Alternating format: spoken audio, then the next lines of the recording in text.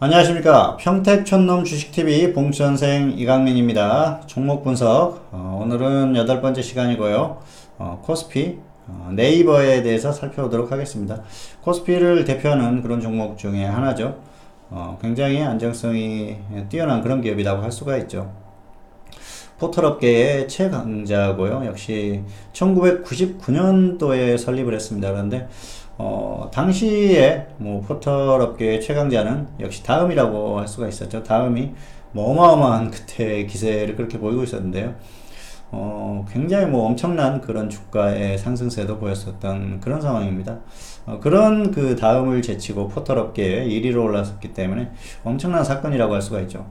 사실 그 인터넷 관련주들, 인터넷 업계는 순위가 바뀌기가 쉽지가 않습니다. 1, 2등이 한번 이렇게 딱 정해지면은 그걸 뒤집기가 쉽지 않은 게 인터넷 업계입니다. 그런데 그런 것들을 뒤집었던 굉장히 역사적으로도 어떤 그 큰 획을 그었다고 할까요?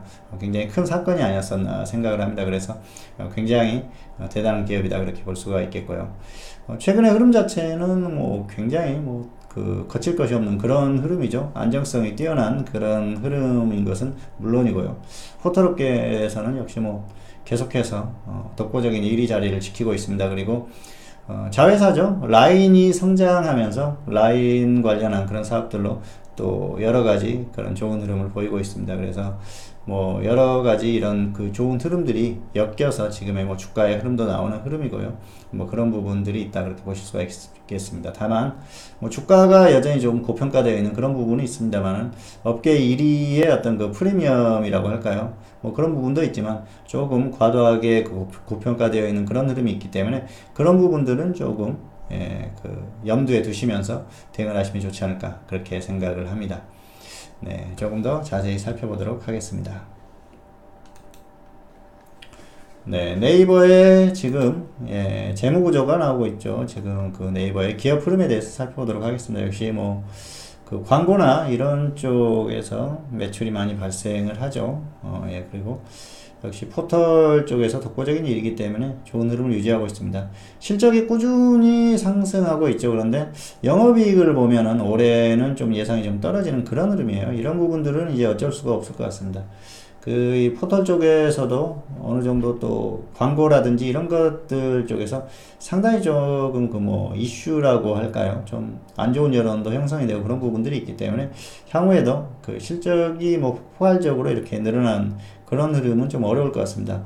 매출은 꾸준히 상승을 하지만은 영업이익이 좀 줄어드는 그런 부분들은 좀 안 좋은 흐름이긴 하지만은 일시적일 수도 있고요. 그렇지만 폭발적인 이제 성장하던 그런 시기는 좀 지났다 그렇게 보시는 게 맞을 것 같습니다. 어쨌든 여전히 보시면 영업이익률이 20%대에서 움직이는 그런 흐름이에요. 그래서 굉장히 좋은 흐름을 유지하고 있는 그런 흐름이고요.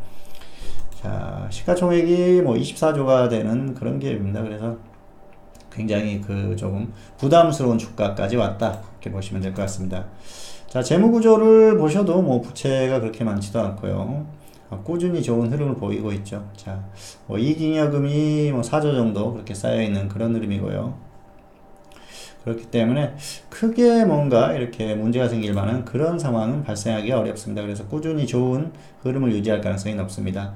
자, 수익이 계속해서 이렇게 늘어나는 흐름이죠. 이런 흐름들이 유지될 가능성이 높습니다. 다만 이제 영업이익이 어떻게 달라지느냐 그런 부분에 따라서 향후에 좀 주가의 흐름도 등락이 조금 나오지 않을까 그렇게 생각을 합니다.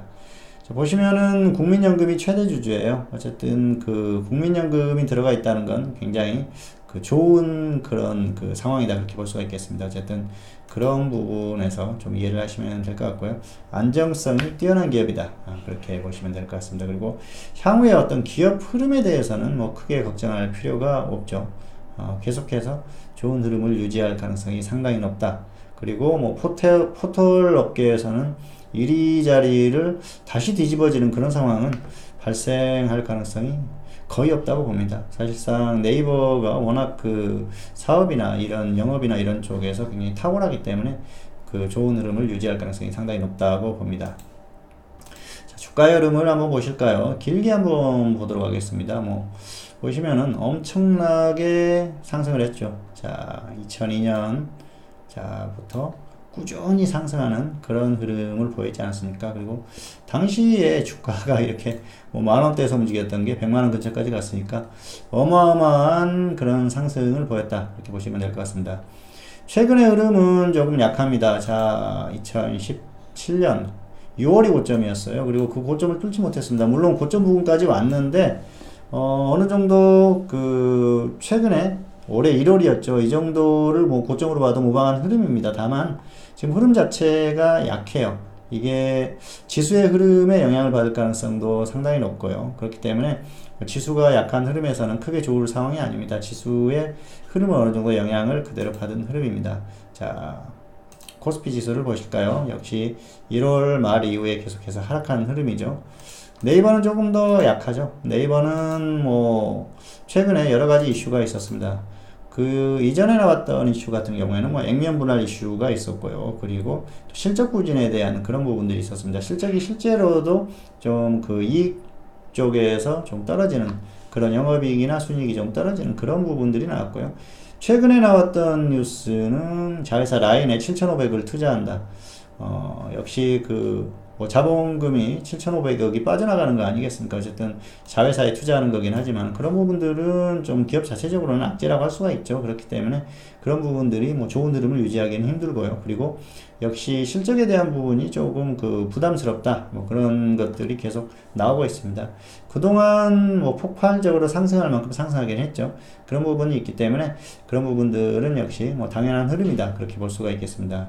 그렇기 때문에 지금 흐름 자체가 아주 강하게 하기는 좀 어렵습니다. 최근에 나왔던 반등도 어느 정도 꽤 나왔습니다. 65만원에서 자 78만원까지 갔기 때문에 작은 상승폭은 아니었어요. 적당한 상승이 나왔고요. 그래서 추세적으로 다시 주가가 상승한다기보다는 역시 지금 지수의 흐름을 따라서 좀 더 하락할 가능성이 큽니다. 특히나 이 종목이 굉장히 고평가되어 있는 그런 상황이에요. 그리고 이전에는 더 심했겠죠. 그런 부분들이 바로 주가에 반영이 됐다, 이렇게 보시면 될 것 같고요. 자, 그리고 자, 수급을 한번 보십시오. 수급을 보면은 자, 기관이 계속 이 매도하는 흐름에 따라서 기관의 수급에 따라서 주가가 움직이는 흐름이지 않습니까? 이 종목은 당분간은 뭐 외국인들의 수급이 정말 엄청나게 폭발적으로 말도 안 되게 매수가 들어오는 그런 흐름만 아니면은 기관의 수급을 따라갈 가능성이 큽니다. 자, 1월 말이 고점이어서 그 1월 말부터 매도하는 흐름이 나왔죠. 그리고 자, 5월 말부터 6월 말까지 좀 매수가 들어왔었습니다. 주가도 거의 비슷합니다. 그래서 보시면은 1월 말부터 쭉 하락했죠. 그리고 5월 말부터 6월 말까지 또 반등이 나왔어요. 그리고 나서 다시 또 그 조정을 받는 흐름 아닙니까? 그래서 기관의 수급만 봐도 무난하다. 네이버 같은 경우에는 그렇게 말씀을 드릴 수가 있겠고요. 결국은 또 지수를 따라갈 수밖에 없습니다. 이런 흐름 자체가 자, 지수의 흐름과 거의 비슷하지 않습니까? 그래서 지수가 크게 가지 않으면은 이 종목은 가기 어렵다. 뭐 그 정도로 인식을 하시면 될 것 같습니다. 그리고 사실 이 고평가되어 있는 기업들이 한번 주가가 하락하기 시작했을 때는 상당히 오랫동안 갑니다. 그리고 지금 이 종목이 추세적으로 계속해서 상승만 했던 시기가 뭐 길게 잡으면은 2015년 이후에 계속 상승이 나왔어요. 그래서 오랜 기간 상승했던 종목이기 때문에 또 장기간 하락할 가능성도 상당히 크다. 그리고 무엇보다 수급이나 모든 면에서 상승보다는 하락 가능성이 높다. 그런 말씀을 드릴 수가 있겠습니다.